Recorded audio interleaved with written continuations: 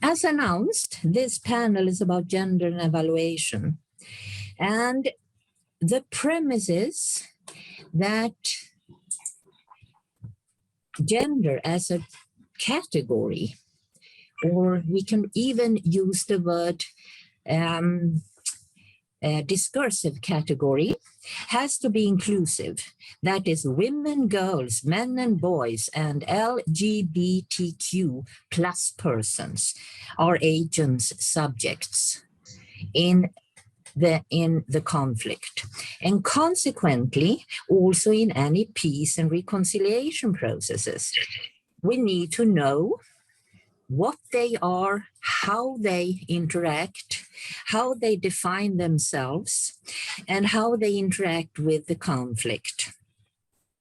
In a conflict scenario, we have an instability and fluidity that is different from what we can so-called say the normal state of society.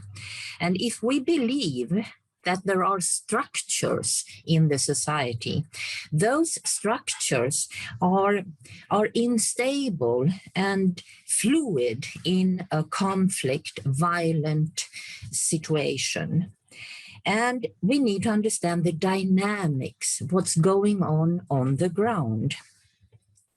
Because evaluation in the extreme, as coined by Kenneth Bush and Colin Duggan, might be less about trying to lock or freeze phenomenon and behavior in well-defined categories, indicators. And when I talk about categories, I use that word because we are dealing with something about knowledge organization. How do we organize the knowledge in this kind of environment? So it's also about teaching. How do we teach? How do we transmit this kind of knowledge? And how do we organize it? So it's about understanding also the category as a category in a knowledge organization way.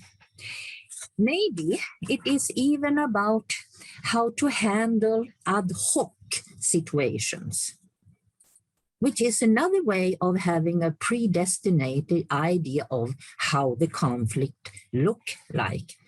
And our speakers of today are experts and scholars on what is happening on the ground, in the mud, as we can say. And with their long experiences on the ground, they can also tell us about theoretical insights that might be different or align with a more academic knowledge. So it's the meeting between the ground and the theory that we need to pursue and better understand. That's why we have this panel of today. I will stop here because the most important thing is now the speakers. Let me now introduce them, and I will introduce our first speaker and then the second and the third one. So the first speaker of today is Susan Tamondong. She's an anthropologist. Hi, Susan, my old friend.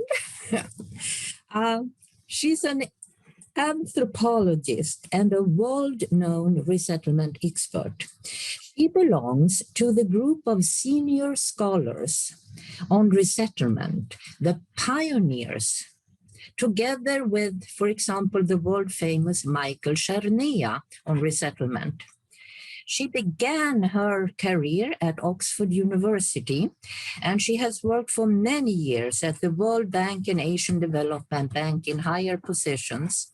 She has conducted and led numerous development projects around the world. She is the former vice president of IDEAS and the founder of IDEAS thematic interest group, RESEVALT, Resettlement and Evaluation. And she's, of course, a member She has also a cunning, remarkable publication, an early one that is amazing because it was new and cunning when it came. Can improved resettlement reduce poverty? And she introduced the women's work in that publication.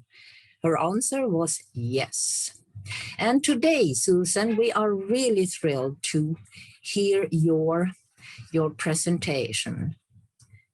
Thank you for joining us. The floor is yours.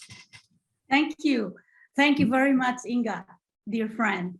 So maybe we can share the my PowerPoint.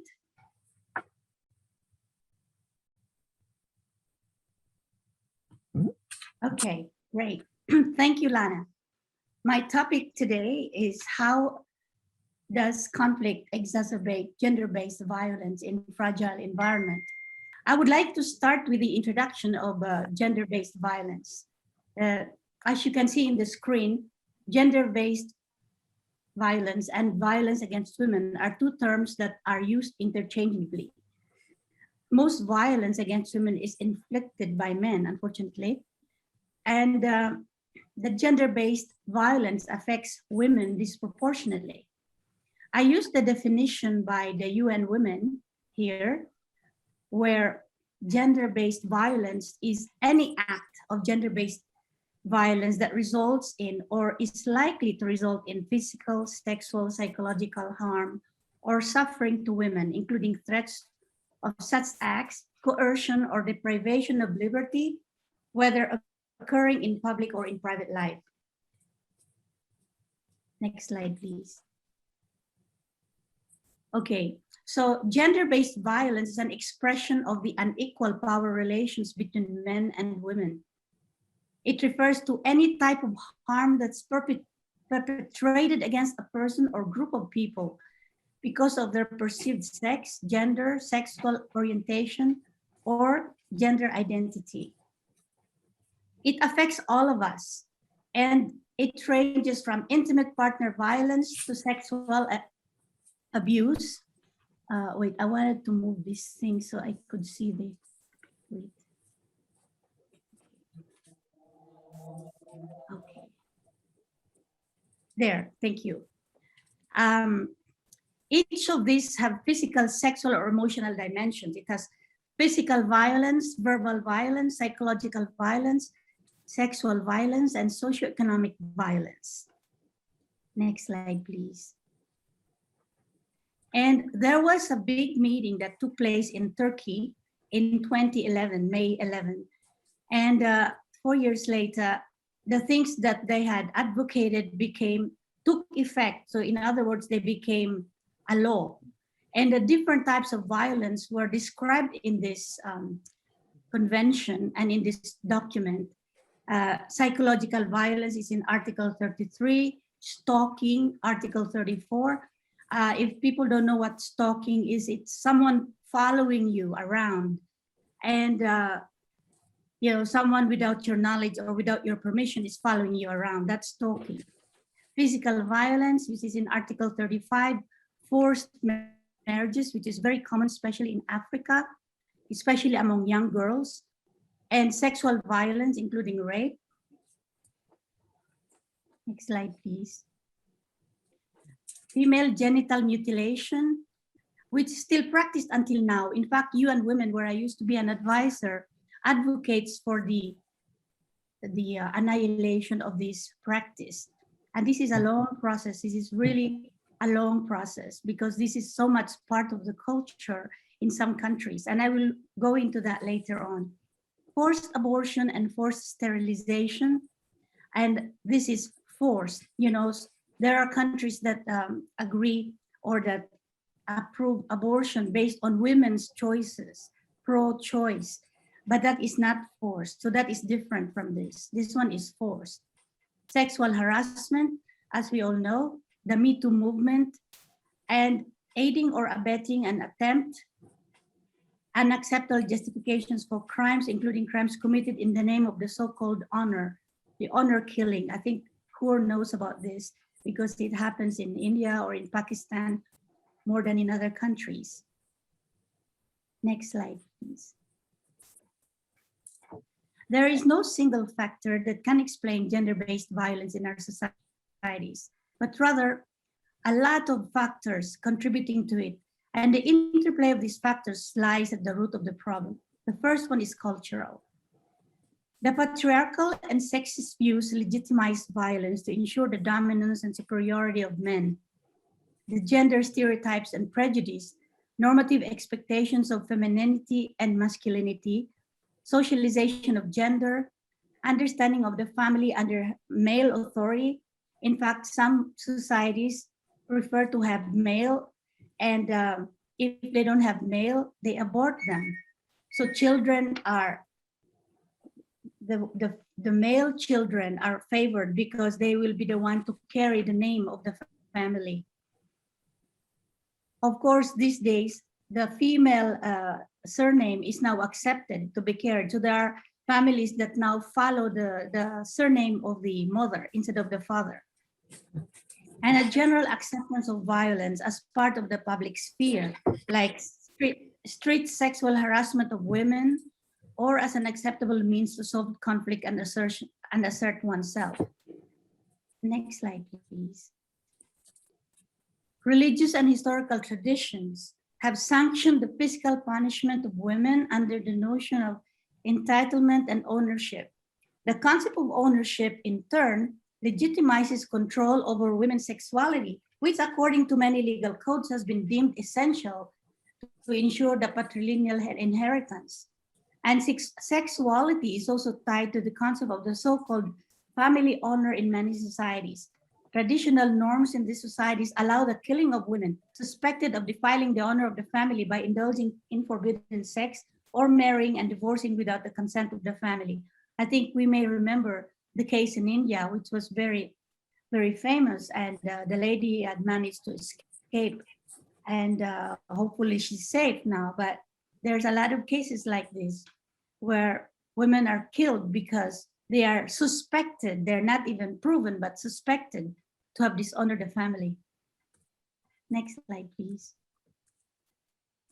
And there are also norms around sexuality to help to account for the high number of homeless LGBT and young people, and for the prevalence of hate crimes against them on the grounds that they are considered a threat to societal norms. There is already some acceptance now of gay people, but there's still a lot of countries that prohibit the acceptance or even their existence. So a lot of the gay people hide their true identity because they are considered threat to the norms of the society. Then we have the legal factors. Being a victim of gender-based violence is perceived in many societies as shameful and weak. And many women considered guilty of attracting violence against themselves through their behavior. You know, you must have heard of women being blamed for wearing shorts or skirts that are too short, and being attacked, and then they are being blamed for wearing those kind of clothing. Next slide, please. The decriminalization of homosexuality is still very recent in many societies. While progress has been achieved in many states by adopting equal marriage, this has sometimes led to a backlash, for example, by strengthening opinions, holding the traditional family to be the union between a man and a woman, where countries have adopted laws that forbid homosexual propaganda. There are a lot of countries now who approve of male-male marriages, but there's a lot of still, especially in developing countries, who don't agree to this. The economic factors, the lack of economic resources generally makes women, but also LGBT plus people particularly vulnerable to violence. It creates patterns of violence and poverty that become self-perpetuating, making it extremely difficult for the victims to extricate themselves. When unemployment and poverty affect men, this can also cause them to assert their masculinity through violent means. This is very common among displaced population when men loses their jobs and the women are the ones carrying the family. The men feel emasculated and they resort to violence and beat their wives, even if the wives are the ones already making money to make the family live. The political factors, the underrepresentation of women and LGBT plus in people in power and politics means that they have fewer opportunities to shape the discussion and to affect changes in policy, or even to adapt measures to combat gender-based violence and support equality. The women and LGBT movements have raised questions and increased public awareness around traditional gender norms, highlighting the aspects of inequality. However, they get threatened, they get into trouble, they get beaten up, sometimes they get jailed for doing that. And the threat to the status quo has been used as a justification of for violence in many countries. Next, please. The GBV, based on a World Bank study in 2019, have some staggering numbers. 35% of women worldwide have experienced physical or sexual intimate partner violence or non-partner sexual violence. 1 in every 3 women in the world in their lifetime have experienced gender-based violence. So GBV is a global pandemic affecting women. And globally, 7% of women have been sexually assaulted by someone other than a partner. And 38% of murders of women are committed by an intimate partner. That's scary, isn't it? And 200 million women have experienced female genital mutilation or cutting. And this is what I mentioned earlier, that the UN Women is advocating that it be stopped. And of course, the advocacy is a long, long process. It's a change in culture. It's a never-ending advocacy on people who are making policy. Next slide, please.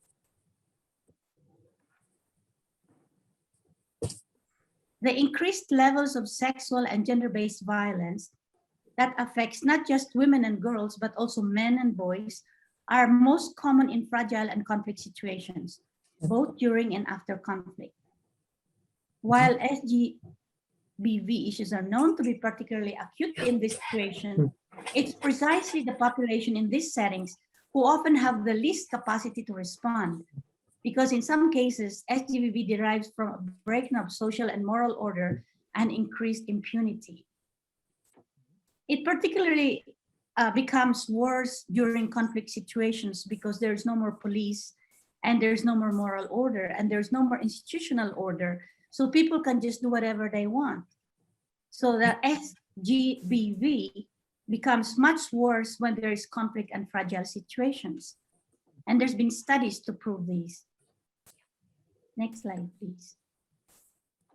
So sexual exploitation, trafficking, and domestic violence also tends to increase during and after a conflict or crisis, when refugees and internally displaced women and girls are often vulnerable to sexual violence. I have experienced this myself working with refugees, where interpreters tell me that they have just been attacked or they have just been raped, as if it was like matter of fact, and by people in camps. And they had no choice but to agree. Some of them are military, some of them are other people, but it's like free market, you know? And the poor female refugees are just there as pawns and they are helpless. They couldn't do anything. So while those affected by SGV are overwhelmingly young women, men can also be subject to sexual violence or be forced to perpetrate sexual violence against others, including their family members. Next, please. So fragility and conflict affect women, men, boys, and girls differently. Fragility mostly negatively affects the poorest and the most vulnerable groups in the society, including women and children, including boys. And this can be in terms of poverty, lack of access to justice, and physical insecurity that often characterizes fragile states. While the state or society relations are weak, in most fragile states, this is particularly pronounced for female citizens who have very limited access to state institutions. Next slide, please. Women and girls suffer disproportionately from violent conflict. They suffer not only from byproducts of war, but are also targeted as a strategy of war. Most of the women who are recruited to become combatants are used as a strategy of war, and they are used as pawns. Rape and sexual violence have been recognized as instruments of war, designed to weaken families and break down the social fabric of communities and societies. And women are also subjected to displacement, disrupted livelihoods, disrupted access to public services, additional workloads within and outside the home, and domestic violence. Next, please. The women may be active participants in the violence, directly as combatants or indirectly by facilitating violence through fundraising or inciting their male relatives to commit acts of violence. They also become heads of household during war. Women and girls learn new skills and contribute to peacemaking and rebuilding local economies and communities. These changes in gender relations, however, are usually short-lived, and societies often revert back to traditional gender roles after conflict. So reducing women to passive victims has resulted in the perpetuation of gender stereotypes that reinforces inequalities in fragile and post-conflict contexts. It has also resulted in sidelining women in peace talks and reconstruction processes and as agents of change. Now we see the gendered impact of violent conflict. Violent conflict affects men and women in different ways. As men comprise the majority of combatants, they suffer to a greater degree from direct violence, injuries, and killings from combat. Many experience random arrests and forced recruitment into militias or state of armies. The women, however, suffer disproportionately from conflict in various ways, through systematic rape and sexual violence, greater levels of displacement and presence in refugee camps, where mortality rates tend to be higher, and social and economic vulnerability due in large part to a loss of access to sources of livelihoods, in particular, agricultural systems and to basic services. A study by Plumper and Neumayer in 2005 finds that armed conflict has a more adverse effect on women in terms of male relative to female life expectancy. Women tend to live longer than men in peacetime, but in conflict situation, it reduces the gap in life expectancy. Susan, may I say you have around 5 minutes left? Okay. Yes. So the gender inequality has shown to be linked to violent conflict. And there's been a study that found that gender inequality is correlated with political violence, whereas high levels of gender equality is associated with lower risk of interstate conflict onset. And another study by Melander supports this finding. These studies provide a strong argument that addressing gender inequality could contribute to more stable societies. Next slide, please.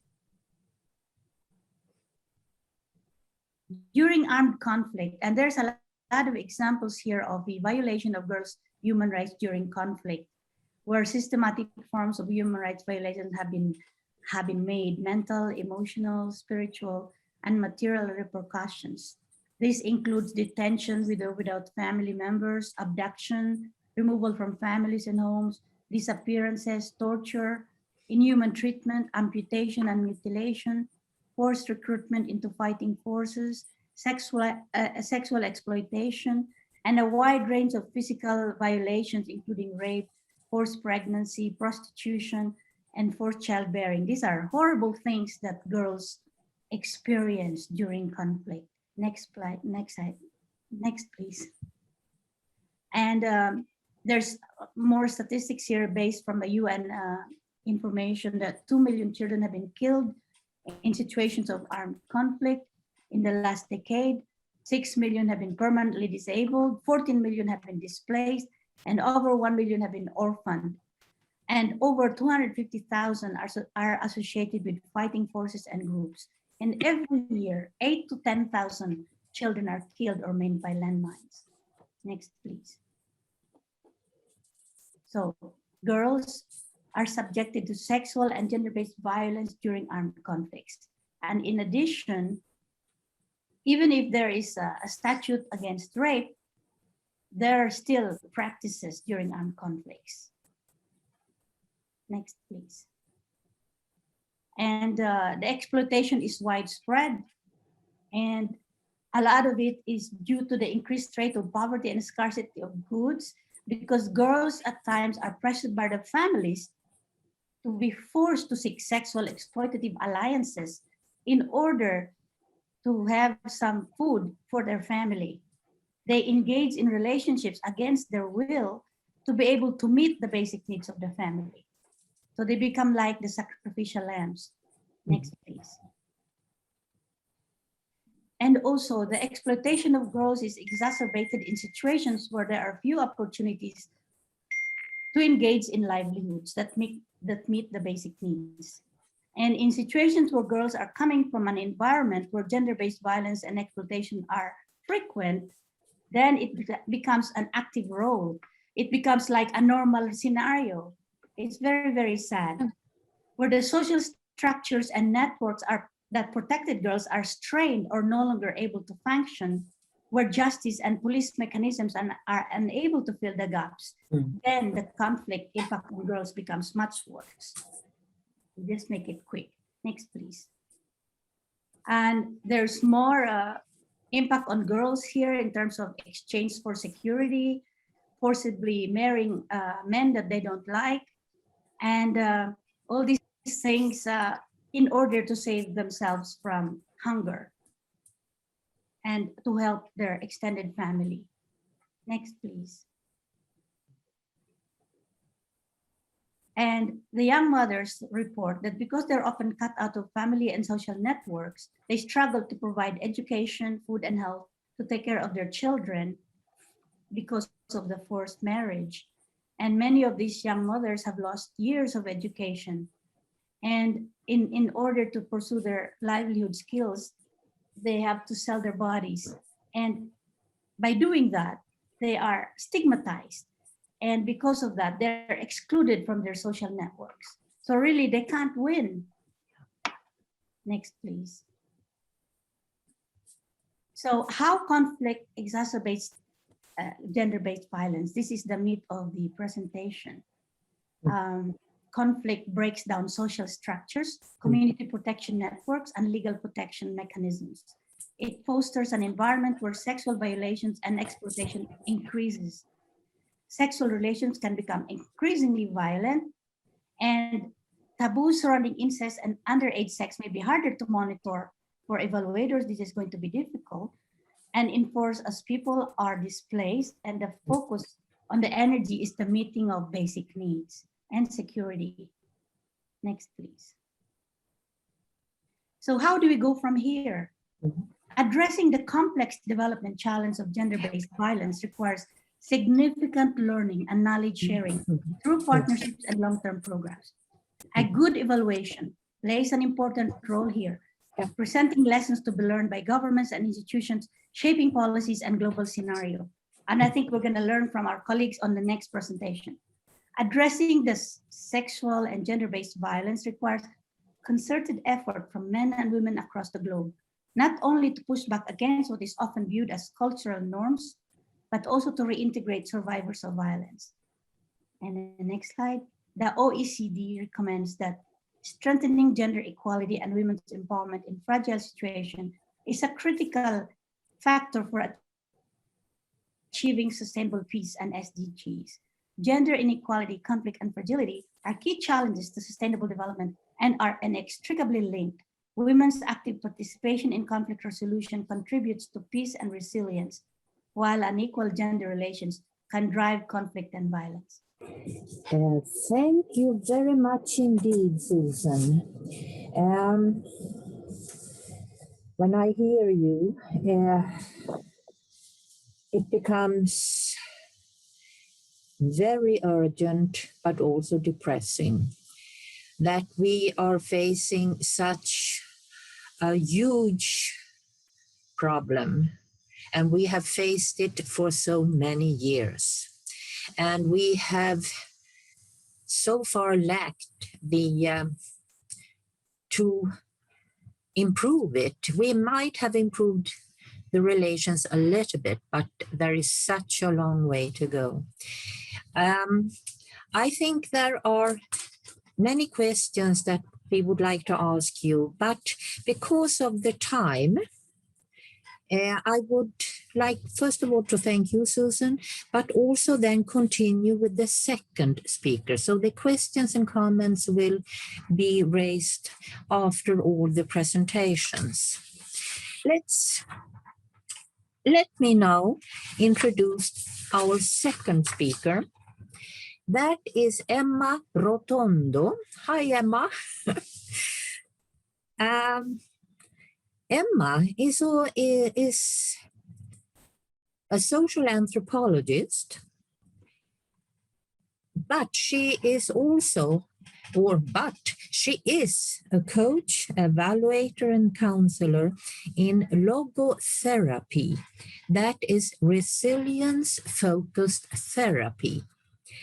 She has professional experiences in 17 countries in Latin America and has designed and conducted programs on humanitarian action, trafficking, sexual exploitation, slavery, child labor, social violence, and gender-based violence. Her methods are based on dialogic, qualitative, and participatory approaches to social learning. She is a member of EVAL Peru, Peruvian Monitor and Evaluation Association, and also a member of ITIG's thematic interest groups on gender. She has published on evaluation with focus on Latin America. Please, Emma, the floor is yours, and your presentation will be challenges and competencies to evaluate from a gender perspective. Please, Emma.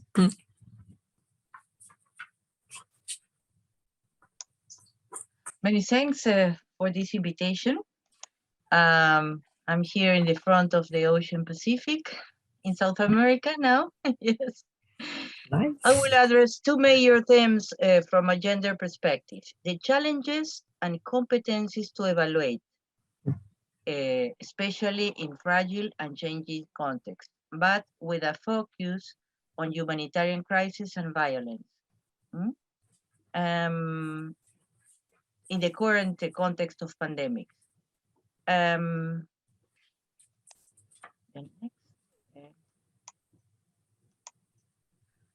I have 6 challenges selected.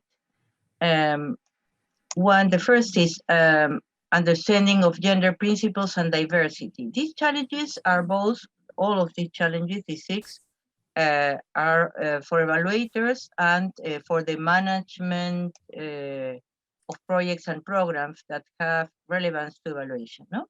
The first is understanding of gender principles and diversity. It is common to find that humanitarian assistance or development organizations have strategic plans that include gender issues, but only some in gender diversity. However, it is common to find that program or project staff have rotated or changed and do not have similar perspectives. Evaluators and project staff members should also have a minimum common understanding of gender and diversity at the conceptual and programmatic level. It's very important. The second is about training, not only in gender principles and diversity, also in ensure gender sensitivity and empathy, especially evaluators, but above all, the personnel who serve people on the front of line. Very important. The third is generation of systematic collection and use of disaggregated data for planning and M&E, monitoring and evaluation. It is essential to have a greater disaggregation of information, not only male and female, also by age and sexual diversity, and to include them in the assessment in order to know their demands and needs. We should strengthen the monitoring in times of pandemic.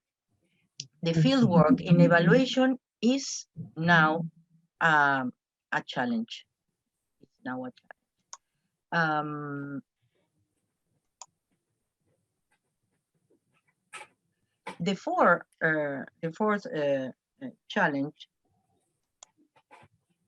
is participatory assessment. Participatory evaluation humanizes this transdiscipline because it implies recognizing the other as another, especially the contribution that the groups involved in an intervention can make the change, simultaneously learning to transform themselves as individuals and social groups.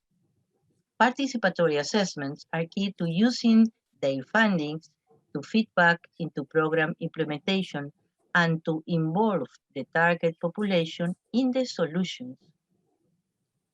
It's very important. This type of evaluations contribute to social transformation, building and disarming the culture of violence, and can contribute to innovation and personal and community decision making. And finally, the use of evaluation for social learning. From its beginnings, evaluation as a transdiscipline considered its contribution to social learning. Therefore, it is essential to have a plan of use and social learning for various groups of actors, especially the most vulnerable groups and those affected by discrimination.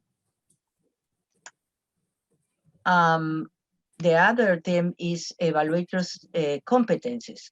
I selected 2 technical competencies and other in the soft competencies. No? Evaluator competencies are very important.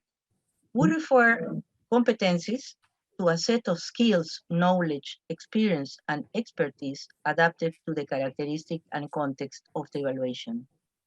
All these competencies necessarily imply flexibility for adaptation to the context and objectives of each evaluation.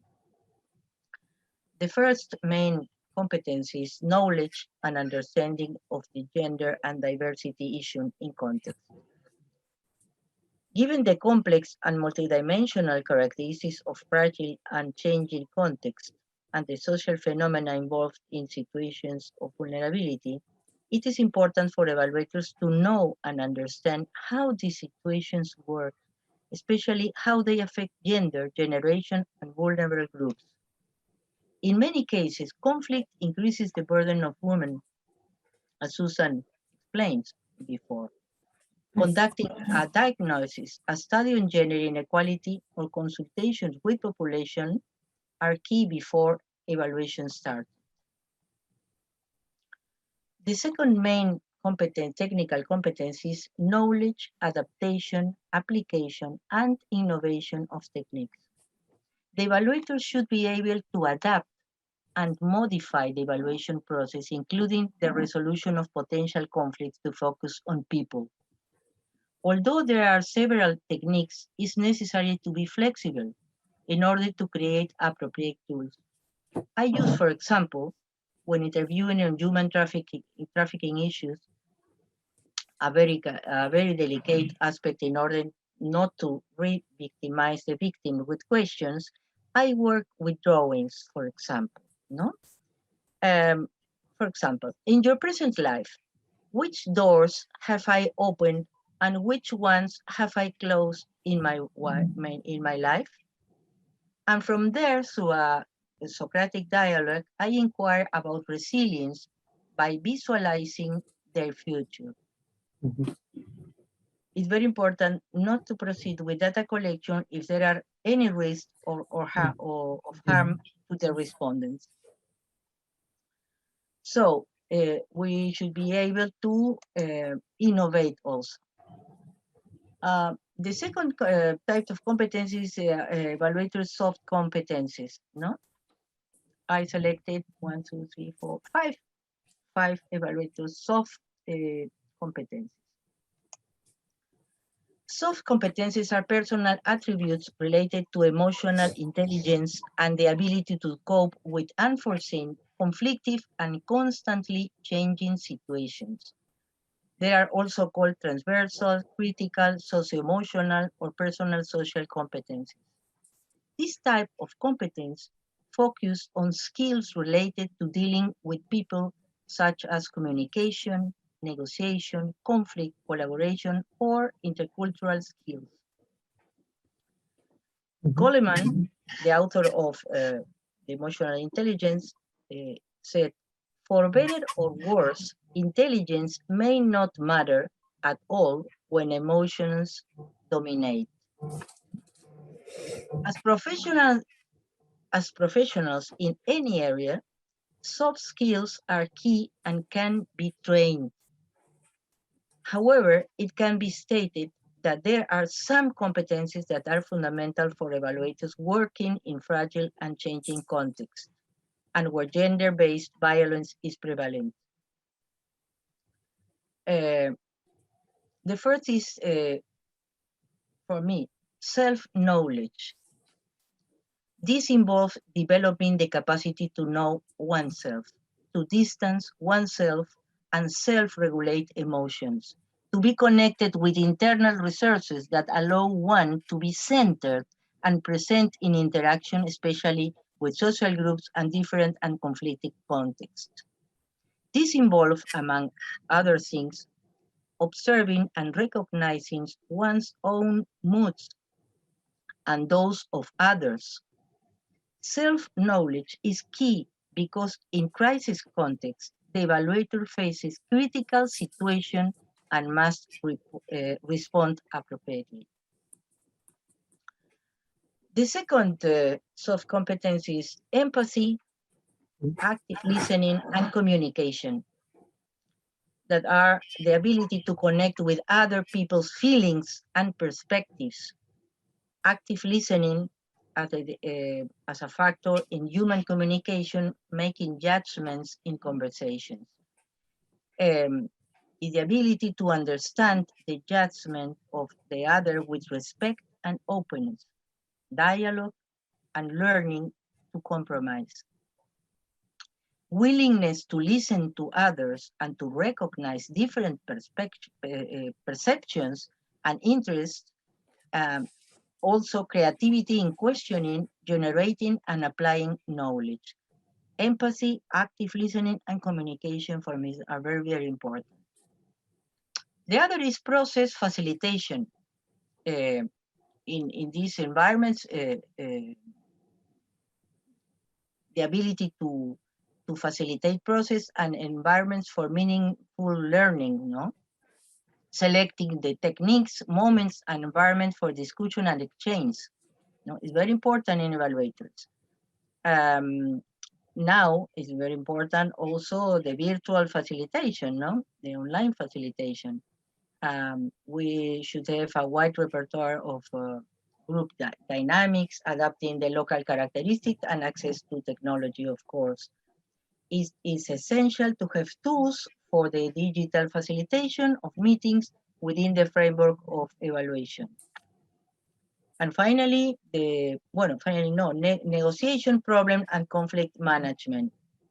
The ability to negotiate terms of reference, persuade others using honest and evidence-based arguments, bringing the position of interest parties closer together. It's negotiation, problem, and conflict management. And finally, tools for emotional containment. People living in fragile and changing contexts, especially sexual diversity groups and women, face extreme situations. It's very important, this sense, because evaluators should have or must have tools for emergency emotional containment in case of crisis. So it's very important for me, in my experience, the develop of these social and personal soft competence: self-awareness, empathy, active listening and communication, and extreme facilitation, negotiation, problem and conflict management, and also tools for emotional containment in emergency.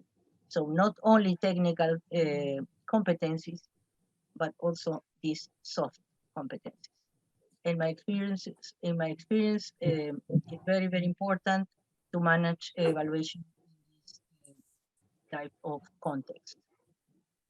Well, this is all what I bring today. Many thanks.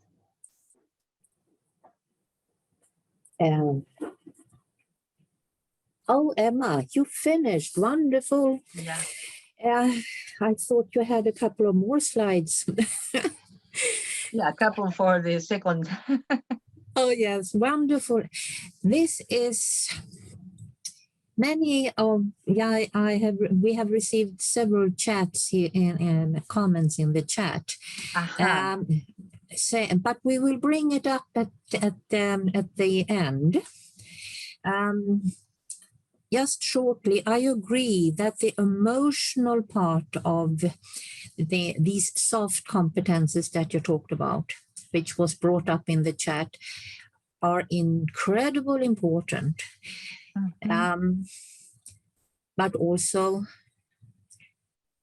tricky. But let us discuss that. Vulnerability as such is also a tricky issue. So, but we will discuss. So thank you, Emma, for this in-depth knowledge that you shared with us here. Now I see that Hur has shared his screen with us. Hur, may I introduce you just shortly? Please, it'll be short anyways. I mean, my introduction compared to Emma and Sue. Okay, well, I will give your introduction the time that it is needed. You are, although you are very well known, you are a design, you are an expert in design, evaluation, accountability, and you have 15 years or more of experiences within this field. And you have lived, or Hur has lived and worked in many fragile and conflict-affected countries in the world, and led projects and design projects for UN agencies, European Commission, and several donors. He has developed experimental and quasi-experimental methods on participation and theory-based evaluation used in conflict-driven contexts. He's the founder of Pakistan Evaluation Association and the founder and leader of IDEA's Thematic Interest Group on FCV. Of course, you are an IDEA's board member, and you have published several publications on evaluation, which you probably will bring up yourself in your presentation. The title is Evaluating Gender in Fragility, Conflict and Violence, Case Studies from Pakistan and Lebanon. Please, Hur, the floor is yours. Okay, thank you very much, Inga, for such a nice introduction. So hi, everybody. I think it is very hard to follow two excellent presentations from my two very expert and renowned colleagues from two different parts of the world, like I don't know where you are, but I think mainly in Manila, I hope, and Emma, you are in Peru. So today, I think from a flow perspective, it's also interesting, as Sue touched upon, like the theories and some of the evidence that are being generated from evaluations and research in this specific area of gender within the fragility, conflict and violence environment. And Emma shared her experience and competencies and some of the theoretical foundations.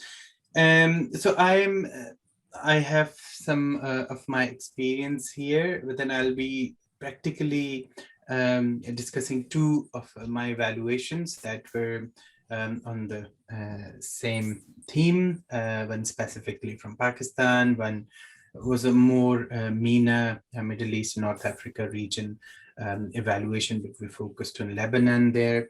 But at the same time, I have some other examples from other fragile and conflict affected contexts that you may get to hear as well. So let me move to the next slide. Hello.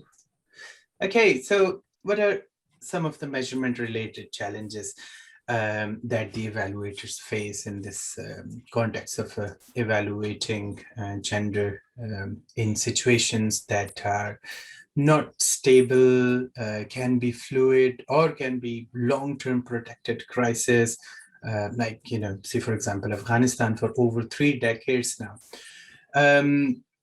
So in such situations, apologies for the typo here, the outcomes that are defined are something that are hard to measure.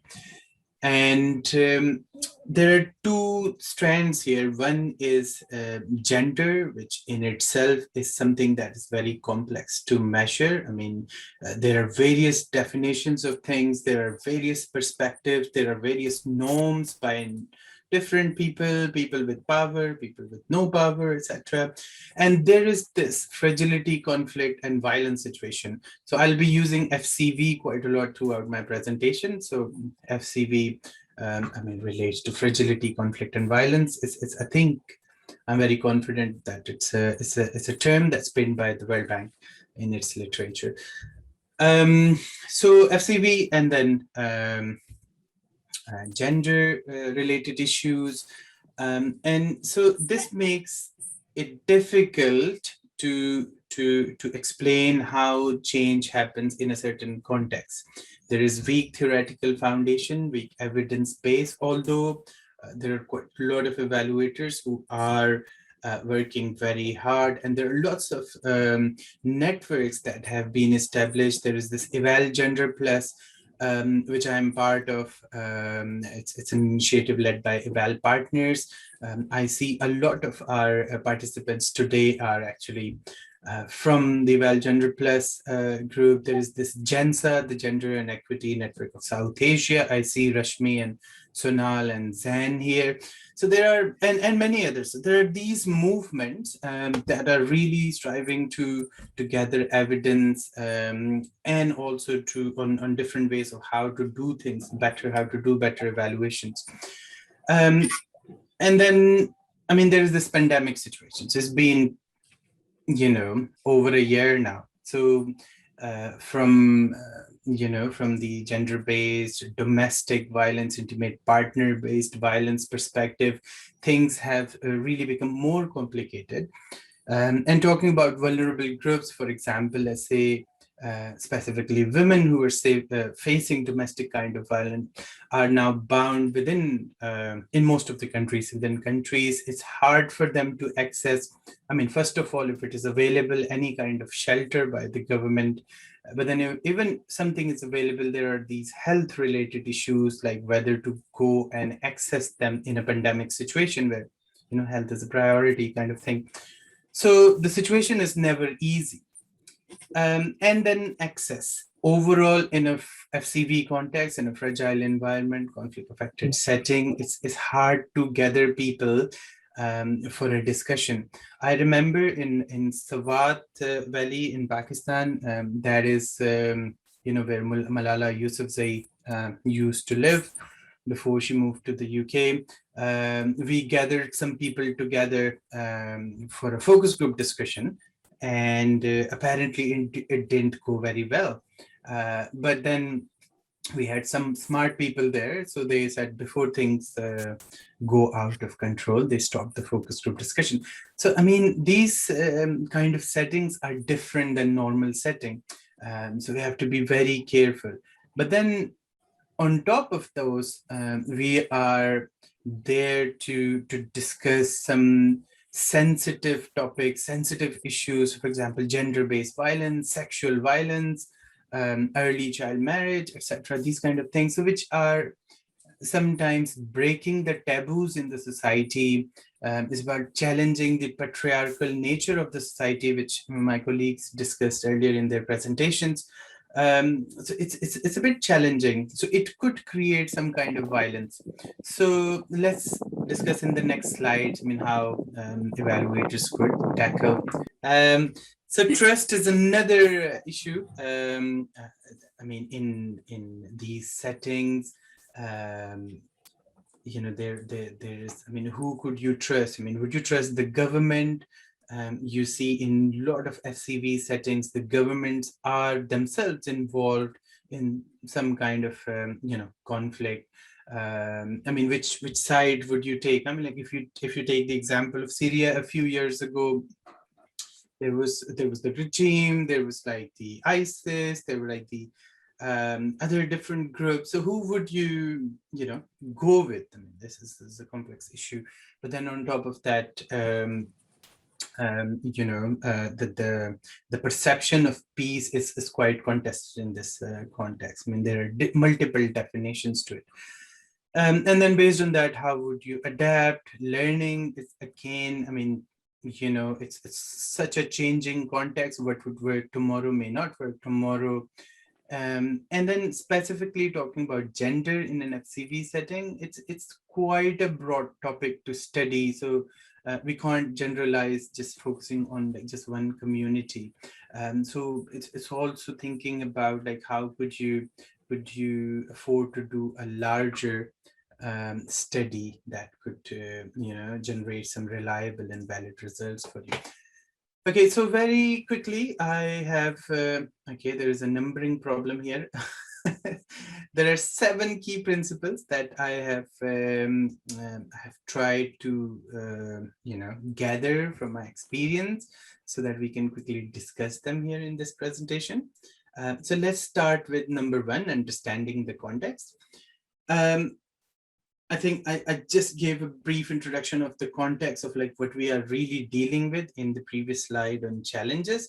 But if you look at this picture, this is a photo from India. There is a cow in the middle of the road, and there is a lot of traffic everywhere. So like same chaotic situation we face in most of the countries in Asia. And you see the traffic is stopped there to let the cow pass. While if this situation happens in anywhere else in the world, for example, say in somewhere in the Europe, the cow would not survive. So what I'm saying is there are lots of things that are playing their part in this context. So it's an evaluator's job to start understanding from the context, understanding from what is happening in the context. And I most of the time present this Cinefin framework from David Snowden from IBM, which actually break down the context into 4 categories. So I would say when we talk about gender and FCV context, we are mainly towards the left-hand side of the 2 contexts presented, the complex and chaotic. So these are the situations where the relationships between the causes and effects are not so clear. They're not a strong foundation. It's not like treating a headache with the paracetamol, which has a lot of evidence, or current COVID-19 vaccination, which has a strong evidence that it will be effective, kind of thing. I mean, could be debatable as well, but anyways. So the Pakistan case, I will be giving a lot of references, is an evaluation that we did in the very rural areas of Pakistan in the south of the country, bordering with India, where majority of the population were Hindus, which is a big minority in Pakistan. They were the tenant subsistence farmers, which means that they were dependent on their feudal lords. That means that they were living in their houses because they were working for the feudal lord. So this is the situation. So they were like, you know, reliant on those feudal lords for their subsistence, for their living and their work. And hence there was very limited access to education and healthcare. Majority of them were living under the $2 a day threshold. And then there is this Lebanon case study, which is something that in which we looked at the relationship between the women's economic empowerment and their access to justice. For example, the economic empowerment of women lead them to challenge an abusive relationship. So that was the context I was explaining. And then number two is about ensuring safety. So no accountability measure, no learning measure should supersede the safety and security of the people you are consulting for your evaluation. But then it is not only about the people you are consulting for your evaluation. Most of the time, what we do is we hire local people to gather data, the enumerators who are actually in the front line, and sometimes the local evaluators. So it's also about their safety. And then also the partners you're working with, the implementing partners who are on the ground. So start with a risk assessment and see what risk your evaluation could cause and what are the mitigation measures. And that is something that you can do as an evaluator. As a next step, conflict analysis. I know not every evaluator is expert in doing conflict analysis. So in that situation, maybe you can look for a conflict expert who can look into the drivers of conflict, what really drives conflict, the triggers of violence, what could really trigger violence. For example, the Swat example of Pakistan I shared earlier, if we would have thought more about what not to discuss or to try not to bring some of the discussion points, we could have avoided some kind of tension in the group. So these are an important thing. So even if you don't find an expert or if your budget doesn't allow you, in that situation, look for other organizations who could share your conflict analysis. You can set up some meetings in which you can go and discuss with other organizations if they're not sharing their conflict analysis with you, which is very much possible because it's quite a sensitive document and organization may not want to share it with you. And then gender analysis is a key here to understand the the existing social gender-related norms and kind of things that could again trigger violence, the type of the society you're dealing with, kind of things. So this would help you to develop a gender and conflict sensitive approach and a framework, which would mean that your evaluation questions will be gender sensitive, be conflict sensitive, and the methodology that you will propose will be is built on a strong gender and conflict analysis. So these are some of the things which would help you ensure safety of the community you are dealing with and the people who you would be sending to gather data on the field, or people who are already there working with those vulnerable populations. Again, very quickly, my colleagues have discussed this previously as well. Choosing appropriate evaluation methods is, of course, important. It is about bringing some evidence back to the world, giving something back. So what we have seen is prioritizing participatory and mixed method evaluation is useful, as it would help you triangulate different sources of data. Use of ICT has become a norm here. It's very common nowadays. I remember when I started my evaluation career, I'm just giving out my age now. So we used to carry a lot of piles of papers in which we used to fill the questionnaires. But this is a very traditional approach now. So now people take tablets, mobile phones, and these kind of things, and it's very smart. But the point here is that be careful. What happened in Pakistan situation is when we went to that community to gather data, we initially planned to use mobile phones to record the responses. But then we found out that we had to take permission from 2 intelligence agencies in the country to do that. And it is not allowed in Pakistan to gather data on mobile phone which has GPS services available. So in the end, what we had to do was we had to like cancel, like partially postpone, cancel the use of mobile phone.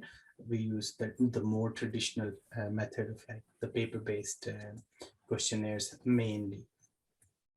So as I was mentioning earlier, it's a complex situation to try to see what other agencies or think tanks or academic institutions have data on the outcomes that you are measuring. It will make things pretty easy in terms of, you don't have to collect like a big data for that. So you can start with something small, just verifying what is available in the academic literature.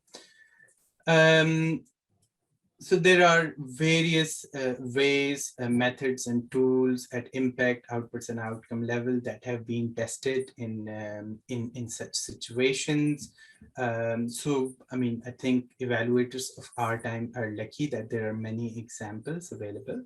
So that could be used. So there's no like, you don't have to rely on one single method that I will only do this questionnaire service. There are like lots of tools you can do, like, examples of doing things remotely, etc. But I would not go into much detail of this here.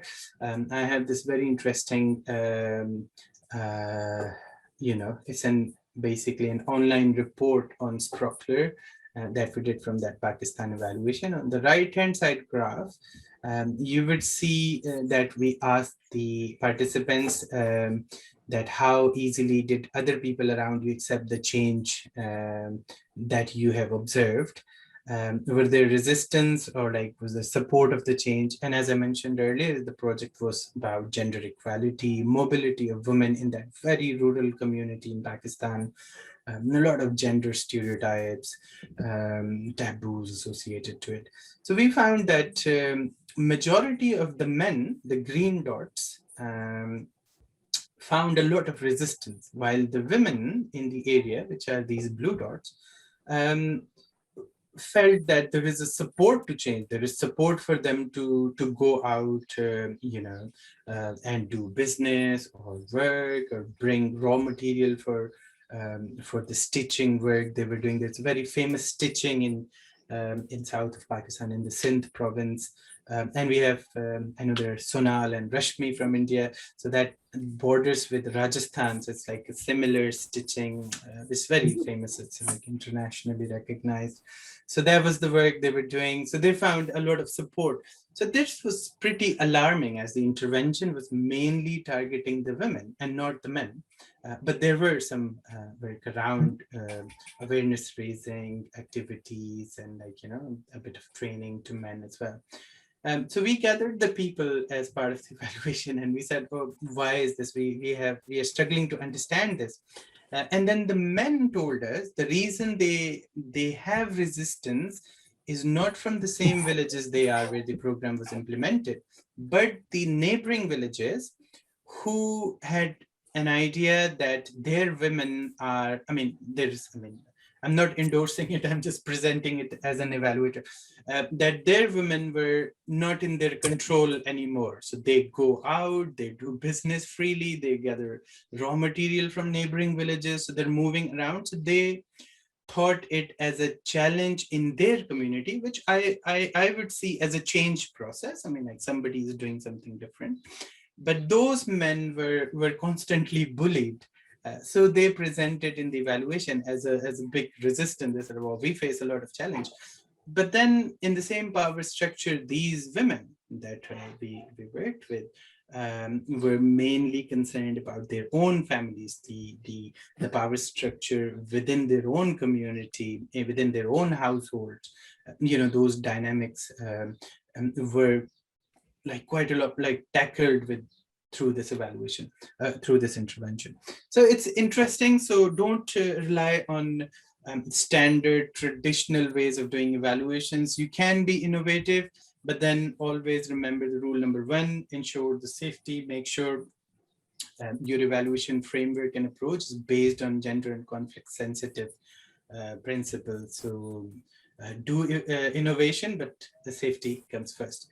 And then build on local expertise, and I'll specifically talk about participation and feedback.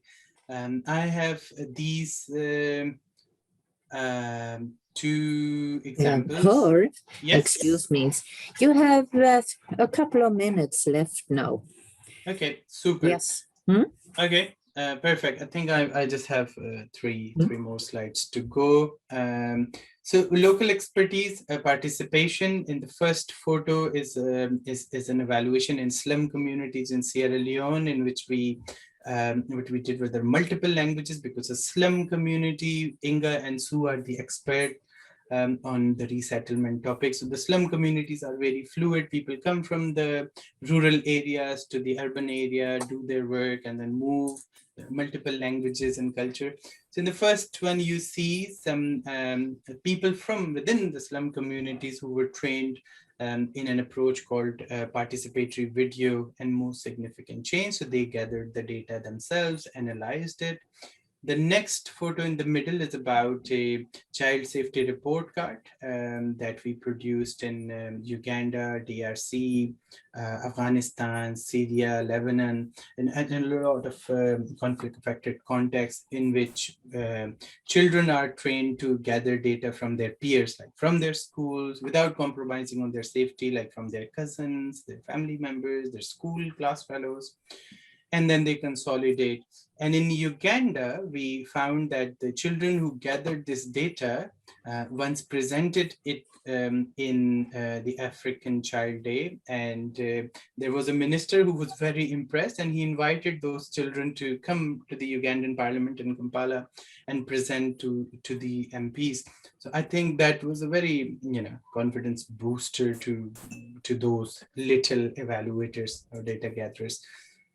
Be inclusive. I would not go in too much detail. I think Emma and Sue have talked quite a lot about it. So when you're dealing with gender in FCV context, you'll be dealing with mainly most vulnerable voices. So make sure those most vulnerable people are included in your evaluation. There are a lot of power relations to understand. I'll very quickly give an example of a Pakistan evaluation, which was about family planning, and the evaluators or the enumerators reported back that it was really hard for them to speak to the newlywed women about family planning, about contraception in front of the mother-in-law. So mother-in-law, my colleague from South Asia here would understand better that they play a big role in the family. And there is, as soon as a woman is wed and arrive in a family, there is a lot of pressure to have children. So this was experience. So make sure as an evaluator you understand those dynamics. And Inga, just my second last slide, and then I'll be done. You have to stop. Okay. Yes, be quick now. The bias, it was important, however. Yes. Everything is important. Just say a few words, please. Okay. We are running out of time. Perfect. So bias is important indeed. It's not only about the bias of the population you're dealing with, but your own bias, your evaluation, your organization's bias. These are something to understand. And here I just presented a theory of change, which was challenged by an evaluation. It's not always, it doesn't happen always that, a cause affects you to the same effects and causes. And then make sure, as Emma was saying, use of the evaluation. So make sure you do your best that your evaluation findings are used. So disseminate it properly, engage your stakeholders. And that is from my side. So this photo, I'll just very quickly explain, is from the Pakistan, the same intervention in which these rural women, they designed, they did the stitching of all these models. So these women were invited to participate on the ramp. So they walked with these models in Karachi, which was quite an empowering moment for them, people wearing their clothes made by them. And walking. As you can see, some of them are not showing their faces. Thank you very much, everybody, and Inga, for your patience. I'll hand it back over to you. Thank you, Hur, for your presentation. Highly interesting as such, because measuring change. It's hard to measure gender, if it's even possible to measure gender. That is the only thing that I will bring up, because we are running out of time. Please, we open up the floor for questions immediately. Please feel free either to just raise your hand, use the reaction happy face and raise the hand, or use your physical hand or the chat box.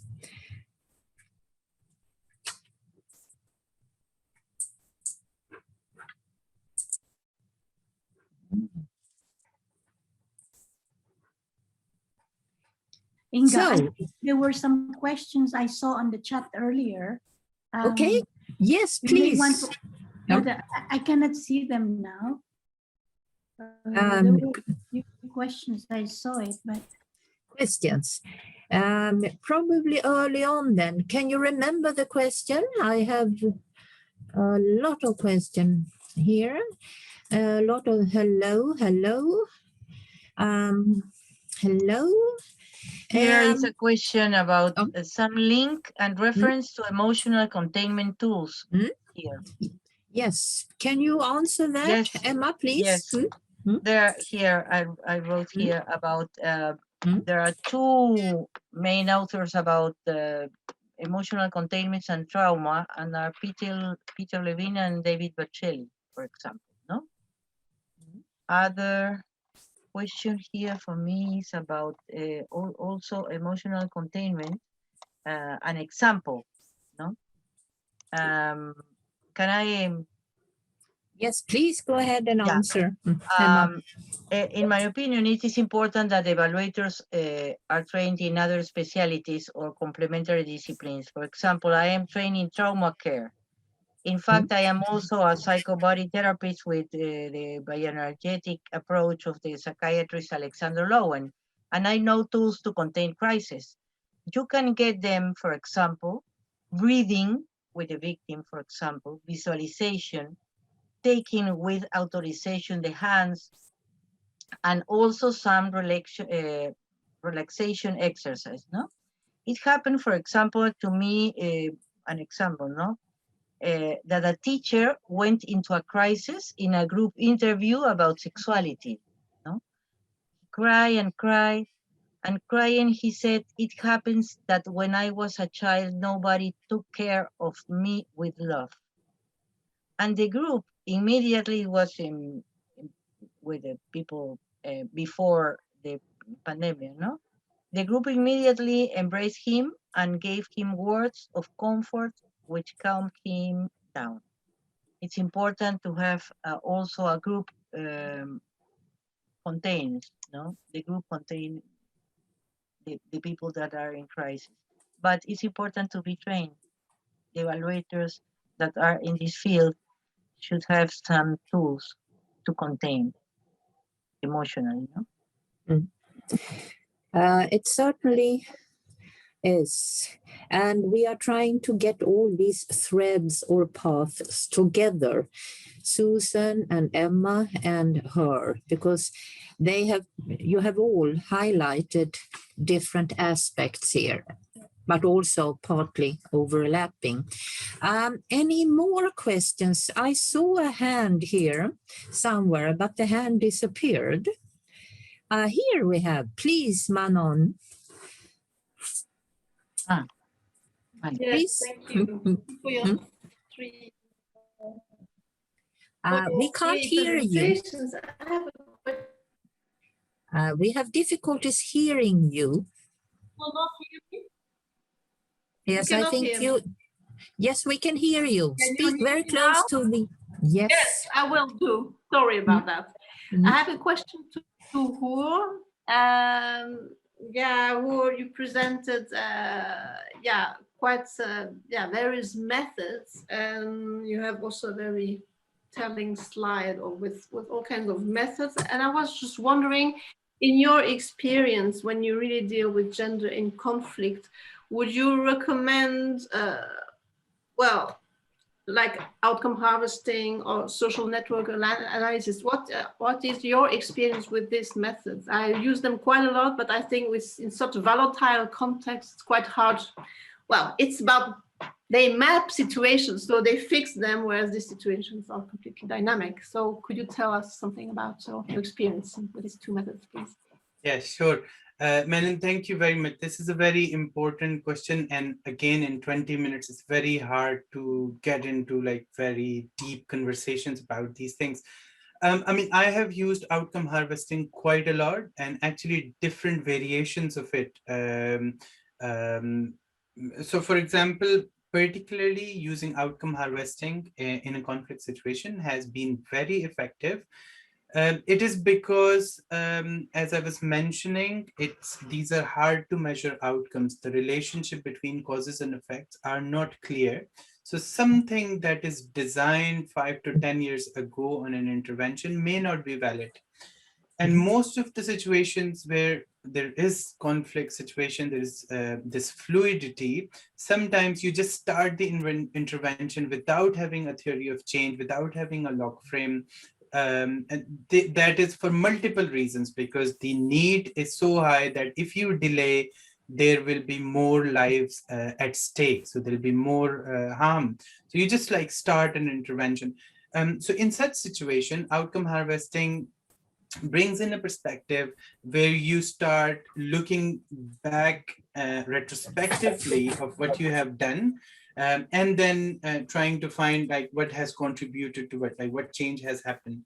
And within outcome harvesting, I just want to share one more learning here is that I have found that it is useful that you use outcome harvesting as more a monitoring tool, like for example, a monitoring tool, or you can say use it at several stages within the project life. So what it does is it tells you what is actually changing on the ground, or what is actually not changing, or what are the negative side effects that you are having due to the intervention that you could actually avoid. For example, in that Pakistan case, I mean, when the intervention started with the UK aid, it was the funding from the UK. It was based on the assumption if you economically empower these women, if you engage them in this economic activity, there will be certain outcomes, and one of them was gender equality. But then what we saw there was these women groups started to get in conflict with the feudal lords. Women preferred doing this this work. I mean, this context I'm talking about is the southern provinces of Pakistan. It's like 50 degrees heat. So rather than working in the field, they preferred to do their stitching and embroidery work in their homes, where they could also sit with their children and look after. But that was a problem, and that was a threat to the feudal lords. And they started some issues. Like when I say feudal lords, it's not the feudal lords directly getting engaged in these things. They're rich people. They sit in mostly in these Western countries where they have lots of properties, but it is their assistants, like munshis as we call it in India and Pakistan. So there were some conflict about it. So if you use outcome harvesting, it's one of my favorite methods. So we also use this in this evaluation that I'm describing, because I think this is one of the greatest ways to look into what is actually changing or not changing. Yeah, thanks a lot for your explanation and examples. Thank you, Hur. I can see here that Emmanuel has raised his hand. Emmanuel, please ask your question. We can't hear you. You have to unmute. Do you hear me now? Yes, we can hear you now. Thank you so much, Inga, and thank you, Hur, thank you, Susan, and thank you, Emma, for your nice presentations. I'm actually connecting from Nairobi, Kenya, and I have a question which I had put in the discussion area, but it wasn't addressed, where I say that in view of the social nature of the gender-based violence and the fact that it is perpetuated by people who have more power or influence or both to the victims, how can evaluation be effective in providing evidence-based data to inform policy action? Because I mean here that gender-based violence involves stigma to the individual and to the family. It involves confidentiality, cultural fear of retribution, the fact that fewer cases are reported, and then trust issues where Hur mentioned that a point where I like that trust issues where no one is neutral. So in this case, and yet evaluation is based on data, credible data, you correct, and can be analyzed and then inform policy action. So in this kind of situation, how do you navigate this challenge to remain credible, both in the process and also the results? Thank you, Emmanuel. May I ask Susan or Emma to comment on this question? Is that right? Is that fine for you, Emmanuel? Yeah, and I think it can be answered by Hur, Susan, or Emma. Whoever is willing to answer, I'd be grateful. Thank you. Susan or Emma, would you feel like answering this question? Susan, you need to unmute yourself. I said, I think I passed. I let Emma answer. Okay. Emma, would you feel like answering this question? Probably is not the core of my presentation, this question. I pass also the Okay, same as Susan, yes. Hur, do you feel Okay. like answering? Yes. Yeah, it's very, very interesting and very important question, Emmanuel. I mean, credibility is indeed very important, as you are, you briefly touched upon the trust issues, and I see somebody else also asked about it. So there are various narratives of change in such contexts. I mean, people in patriarchal society, they would be very confident about what they are doing is right. People or organizations in conflict would have their own perspective of like what is peace in that particular situation.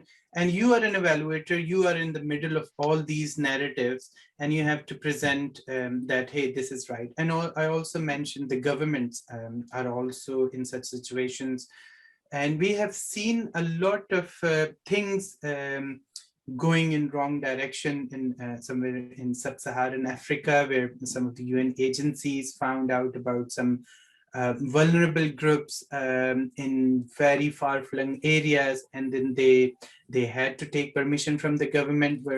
But then in reality, I mean, it's a very famous, I'm not naming any country or any groups here, but then in reality, those groups were the ones who were hiding from the government.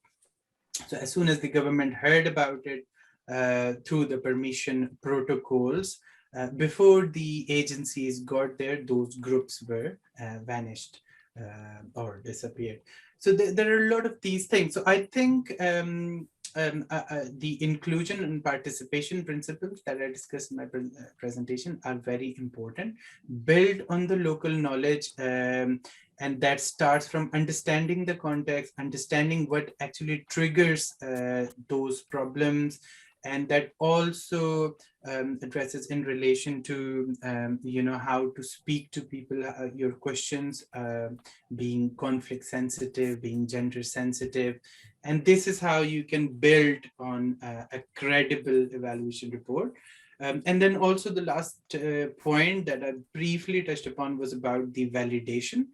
So oftentimes what happens is an evaluator gathers a lot of data and then they analyze it and then they just present it in a report. I think in such situations, it is more beneficial that you create various checkpoints through the process with the community, with the stakeholders that are involved in the implementation and evaluation, and then the commissioners and managers of evaluation, so that there are no surprises whatsoever. So I'm saying this because by the time you see those things in an evaluation report, it is too late. You have gathered the data. So when you're already, one of your foot is already on the ground, particularly talking about the community, then it is easier for you to navigate, get a little bit more information. In Lebanon case, where we found that there was no very strong causal relationship with women's economic empowerment and them taking an action against an abusive relationship, while it was the contrary. Like women, when as per the criteria, we perceive that they are now economically empowered, they rather remained in those relationships.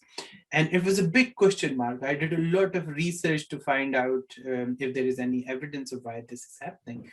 But then, as I mentioned, there's very limited literature. So I would say, answering your question, is like to build on the local available resources. It's very hard to find good evaluator practitioners, even good enumerators in these volatile contexts. People who get educated, who they sit in very big organizations, like they're taken by the UN, World Bank, or I mean, there is this heavy brain drain in such contexts.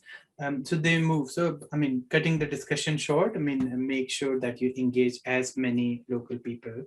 Thank you, Hur. Wonderful. Thank you, all the speakers. And Marco Lorenzona, I'm sorry but we have to close now this session. I thank all the speakers, of course, for their fantastic contributions, and I hope that we will be able to continue this discussion in another forum or at IDEA's maybe General Assembly conference. Hopefully, we will meet face to face. I also would like to thank all the participants, and I'm sure not only I wanted us to have a longer discussions about everything. We have to try to find another kind of session for that, maybe just a workshop. Thank you. And now I say goodbye and have a nice sleep. Good night, good morning, or whatever. Thank you, bye. Thank you. And thank you, Daniel and Lana, for the technical support. We felt very comfortable with you behind us. Bye-bye.